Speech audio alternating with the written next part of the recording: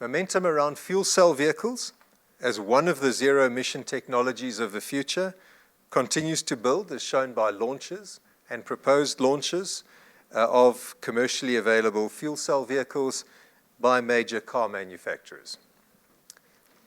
The journey towards a zero-emission future is well underway, and the trend towards greater electrification of the drivetrain continues. So a topical question at the moment is, so what does this mean for PGMs? We'll attempt to explain that in this slide. If we turn to the top right-hand side graph, the light-duty vehicle automotive market is expected to grow from around 90 million vehicles in this year to about 120 million vehicles in 2025.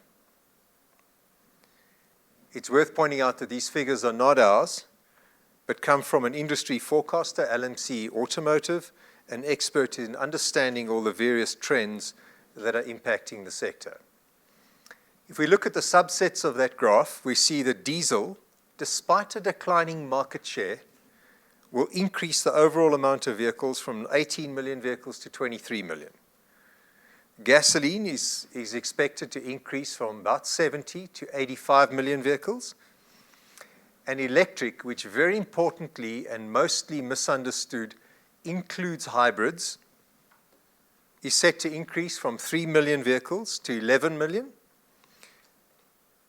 So this market will be required to grow at 17% compound annual growth rate just to achieve these numbers. And we'll focus on that segment in greater detail by moving to the bottom chart. The red and the green sections highlight total electric vehicle production, and it's clear that PGM-containing hybrids, in red, are expected to account for the majority of the vehicles. The pure electric section, which is shown in green, includes both fuel cell and battery electric vehicles, which can, in our view, coexist alongside each other, much like gasoline and diesel vehicles do today. The electrification of the drivetrain will continue, constituting about 10% of market share in 10 years' time. With the majority of these vehicles will be PGM-containing hybrids. Therefore, this trend is unlikely to be disruptive to our industry. Martin Creamer from Mining Weekly Online. I just wanted to refer back to page 70 when you flashed up that graphic on the hybrid electric and electric cars with the hybrid in red and the electric in green. I just need understanding how you can make this claim. Hybrid electric vehicles contain similar amounts of platinum group metals to conventional vehicles. Look, the reason why we put this slide up is because we have had a huge amount of questions on electric vehicles, including like, will every vehicle that we drive in 10 years' time be a battery electric vehicle? So the whole world will now be electric vehicles. And the range of questions around this has been absolutely outstanding in their diversity, but also the lack of understanding about what's actually happening with the electrification of the drivetrain. So Martin, what are we trying to do here is actually describe, first of all, there's going to be a growth in the pie. The absolute amount of vehicles is growing and will continue to grow. So even for diesel vehicles, that's important because the market share in diesel will reduce, but because the pie is growing, overall the amount of diesel vehicles grows in absolute numbers. Then there's a huge misunderstanding of electric vehicles, because when we talk about electrification of the drivetrain, a lot of the time people just say, well, okay, that means it's a battery electric vehicle.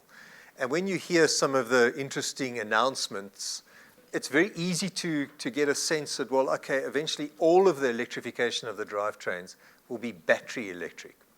So first what we do is in the red and the green section, we unpack, well, right now today, electrification of the drivetrain.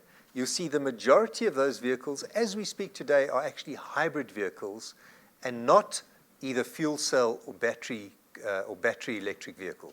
And that's a very important starting point to understand. The majority of electrification right now is actually hybrid vehicles.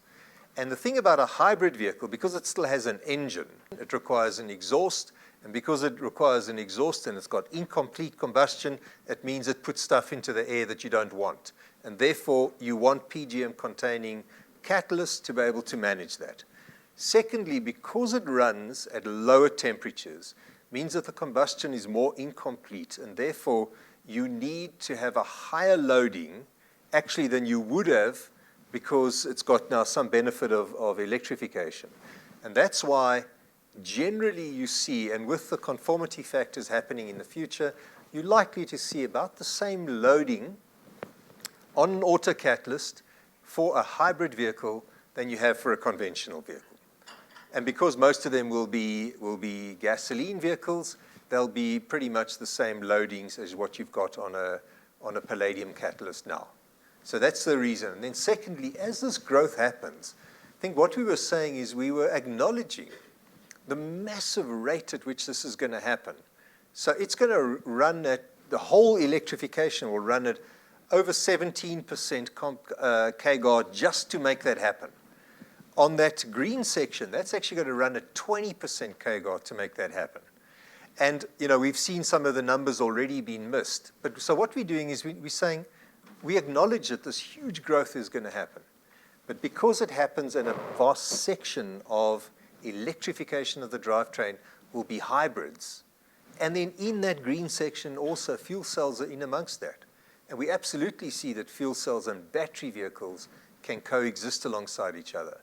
We try and unpack all of that and say, growth in the market, still growth in diesel, in the electrification, still a big section that contains PGM catalysts, and therefore we conclude that whilst the electrification of the drivetrain will continue, it is unlikely to be a disruptor to our industry.